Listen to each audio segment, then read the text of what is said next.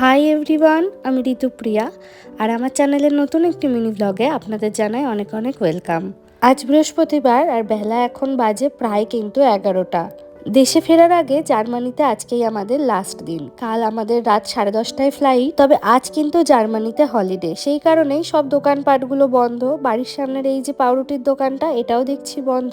রাস্তাঘাটগুলো ভালো করে একবার দেখে নিলাম, তার কারণ প্রায় আবার 45টা দিন পরে এই জায়গা থেকে ব্লগ করব। কালকের জন্য রান্নাটা ভেবেছি আজকেই সেরে নেব। কাল আমাদের প্রায় ওই 12টা 12:30টার দিকে বেরোতে হবে, আর প্যাকিংও এখনো ঠিকঠাক ভাবে পুরো হয়নি। শরীরটা আজকে বেশ অনেকটাই ঝরঝরে লাগছে, তবে গলাটা অনেকটাই বসে গেছে, হয়তো ভিডিওতে বুঝতেও পারছেন আপনারা খানিকটা। ভেবেছি আজ একটু বেশি করেই স্যামন মাছটা রান্না করে রাখবো, কাল বেরোনোর আগে একটু মাছ ভাত খেয়ে বেরোবো। তবে আজকে মাছটা বেশি রিচ করে করব না, একটু আলু পেঁয়াজ দিয়ে পাতলা ঝোলের মতো করব। তবে আগের দিন বাজারে গিয়ে ফ্রেশ স্যামন মাছটা পাইনি, তাই জন্য এই ফ্রোজেনটাই আনতে হয়েছে। মাছটা দেখছি খুব